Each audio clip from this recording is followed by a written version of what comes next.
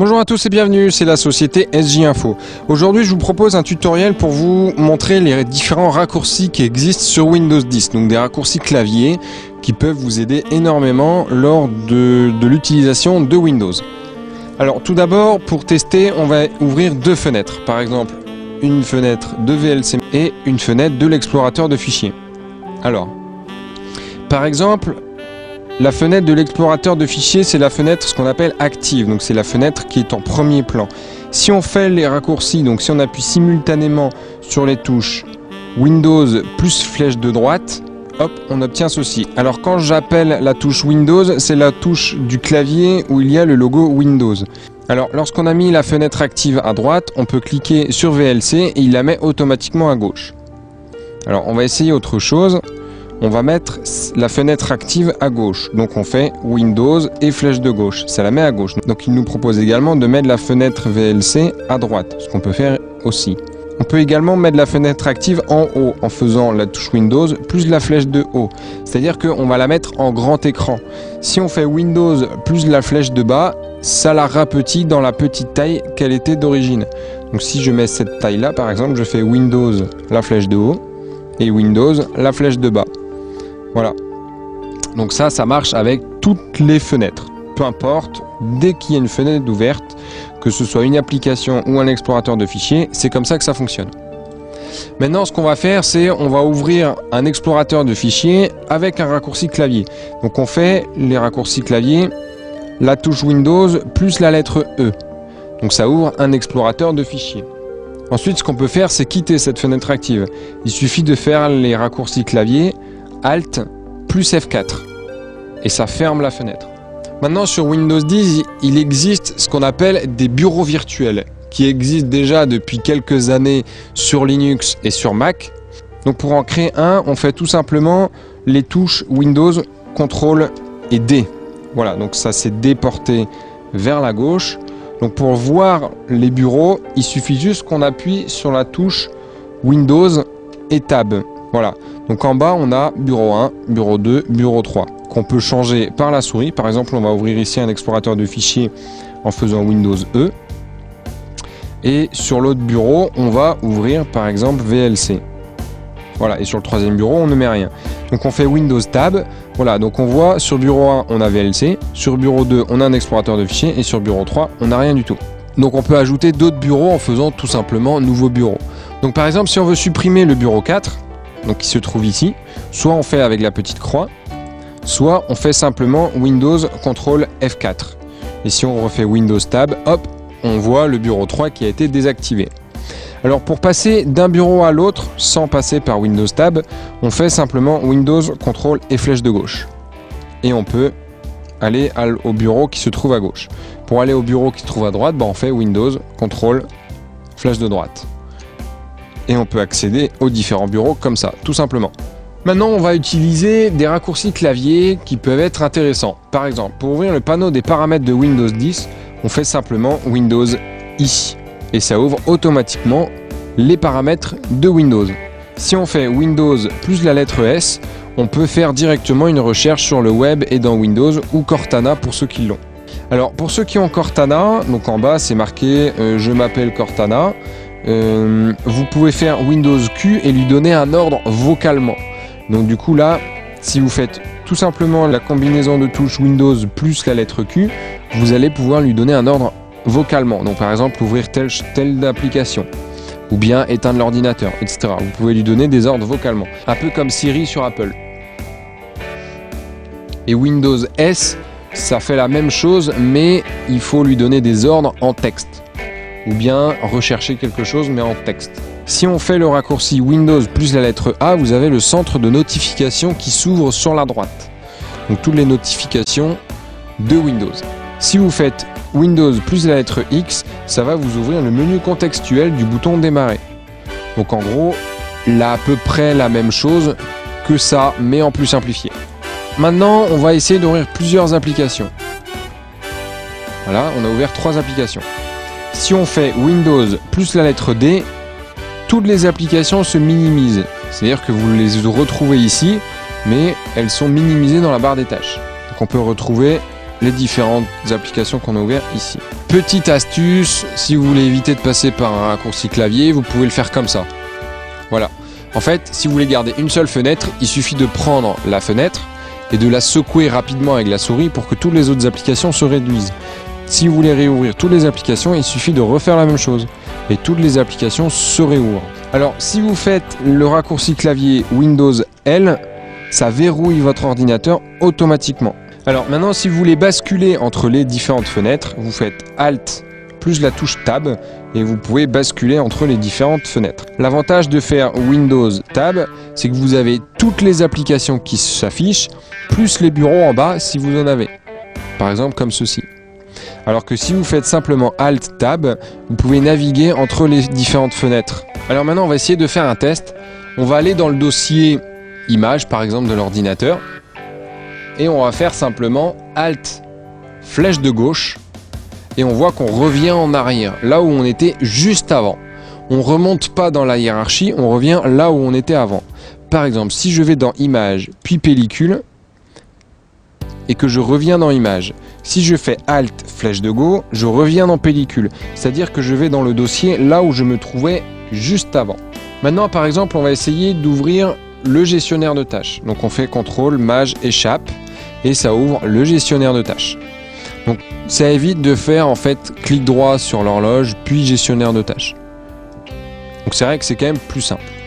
Donc CTRL, plus Maj, plus Échappe. Donc ce principe-là permet simplement d'ouvrir le gestionnaire de tâches. Si on veut lancer la boîte de dialogue exécutée, on fait tout simplement la touche Windows plus R. Et là, on peut lancer une commande. Par exemple, CMD pour ouvrir la vitre de commande. Alors maintenant, on va essayer de supprimer un dossier ou un fichier, peu importe, définitivement sans passer par la corbeille. Admettons, je vais créer 2 nouveaux dossiers. J'en ai un, j'en ai 2. On va supprimer celui-là en faisant simplement clic droit, supprimer. Ou appuyer sur la touche Supr. On le retrouve ici dans la corbeille. Donc si j'ouvre la corbeille, vous l'avez ici, nouveau dossier 2. Voilà. Donc on va vider la corbeille. Maintenant, pour le supprimer définitivement, sans avoir besoin de passer par la corbeille. Alors attention à cette manipulation parce que vous ne pouvez pas revenir en arrière une fois que le fichier ou le dossier est supprimé. Parce que si vous passez par la corbeille, vous pouvez restaurer les dossiers ou les fichiers que vous supprimez. Là, vous ne pourrez plus en faisant cette manipulation. Il suffit de sélectionner le fichier ou le dossier en question et d'appuyer sur les touches Maj plus Supr du clavier. Et là, il vous demande, voulez-vous supprimer ce dossier de façon permanente? Attention, c'est permanent. Et vous faites oui. Et là, vous ne voyez rien dans la corbeille, puisque vous l'avez supprimé définitivement sans passer par la corbeille. Mais attention à cette manipulation, c'est irréversible. Si on fait un Windows U, par exemple, vous avez les options d'ergonomie qui s'ouvrent. Les options d'ergonomie pour l'utilisation de Windows. Alors, lorsque vous voulez faire une impression d'écran, soit vous appuyez sur la touche Imp écran de votre clavier. Dans ce cas, ça fait une copie d'écran dans le presse-papier et vous pouvez la coller par exemple dans un fichier Word ou un fichier Excel, peu importe, enfin dans un traitement de texte. Pour faire plus simple, sans avoir besoin de passer par un éditeur de texte ou un éditeur d'image, il suffit de faire Windows et la touche Imp écran. Dans ce cas-là, donc là vous avez vu l'écran s'est atténué. Dans ce cas-là, elle s'enregistre automatiquement dans le dossier image. Voilà, capture d'écran. Donc là, j'ai la capture d'écran en question. Si j'en fais une deuxième, hop, et le fichier se met automatiquement ici. Donc on va supprimer en faisant Maj Supr. Alors, lorsque vous avez plusieurs écrans, par exemple, vous avez un PC où vous voulez brancher un vidéoprojecteur pour réunion ou autre. C'est très simple. Il suffit de faire Windows et la lettre P. Bon, là, j'ai pas d'écran branché dessus. Donc du coup, ça marchera pas. Mais il suffit de faire Windows P pour projector. Tout simplement. Et à droite, vous pourrez choisir quel type d'affichage vous voulez. Si vous voulez uniquement l'ordinateur portable, par exemple, si vous voulez dupliquer, c'est-à-dire mettre exactement la même chose sur l'ordinateur portable et sur le vidéoprojecteur. Si vous voulez mettre en étendu, c'est-à-dire que vous avez l'ordinateur portable en principal et le vidéoprojecteur en secondaire. Donc dans ce cas-là, si vous avez des fenêtres, en fait, il suffit juste de les faire glisser comme ceci vers la droite ou vers la gauche en fonction du paramétrage que vous avez effectué pour que la fenêtre se trouve sur l'écran du vidéoprojecteur. Ou vous pouvez faire uniquement l'affichage sur le vidéoprojecteur et éteindre l'écran du portable. Ça, c'est tout à fait possible. Ou si vous avez un PC fixe, que vous avez 2, 3 ou 4 écrans, vous pouvez faire comme ceci. Alors, on va essayer un autre truc. On va ouvrir un explorateur de fichiers et on va essayer de zoomer. Alors, pour zoomer, on fait Windows et la touche plus du clavier. Voilà, ça fait une loupe.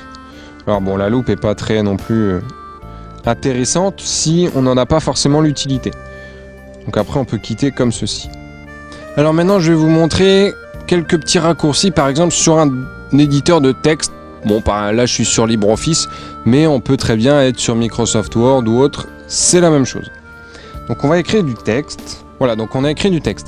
Par exemple, on veut mettre le nom de la société en gras. Ben, on fait simplement CTRL plus la lettre B.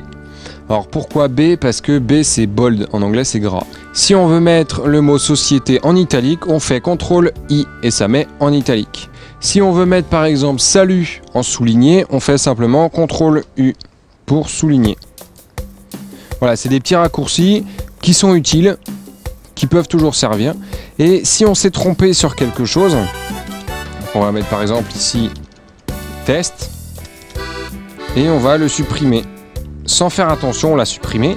Si on veut revenir en arrière, alors soit on a ici précédent, ou bien on a CTRL Z. Alors pourquoi Z? Tout simplement parce que, oh zut, je me suis trompé, donc on fait CTRL Z. Donc CTRL Z est quand même très utile, on peut tout changer. Si par exemple on veut mettre au centre, on fait CTRL E pour mettre au centre. Si on veut aligner à droite, on fait CTRL R. Si on veut mettre en justifié, on fait CTRL J. Alors là, on voit pas forcément l'utilité de mettre en justifié parce qu'on n'a qu'une seule ligne, mais pour des textes, c'est quand même vraiment utile. Donc là, par exemple, on peut voir que c'est en justifié. On va remettre au centre avec CTRL E. Et si on veut aligner à gauche, on fait CTRL L. Si on veut, par exemple, copier quelque chose, on fait tout simplement un CTRL C. On va mettre plus bas. Et CTRL V pour coller. Si on veut couper quelque chose maintenant, on va faire CTRL X. Et pour coller, on va mettre CTRL V. Si on veut tout sélectionner, on fait CTRL A. Ça sélectionne tout. On va faire par exemple un CTRL C pour copier. Et on va faire un CTRL V pour coller. Si maintenant on veut imprimer, donc plutôt que de faire fichier imprimer, ou dans certaines applications vous ne trouvez pas forcément comment imprimer, il suffit de faire CTRL P.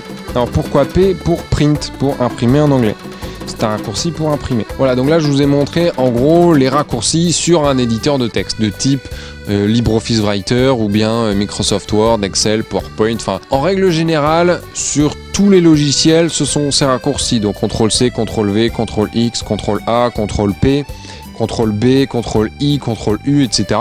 Tout ça, ce sont des raccourcis ce qu'on appelle génériques. Ils fonctionnent sur toutes les applications, ou en tout cas en très grande partie. Voilà, c'est la fin de ce tuto. Je vous retrouve bientôt pour un nouveau tuto. Je vous invite à aller voir mon site web www.sjinfo.fr ou aller sur ma page Facebook. À bientôt.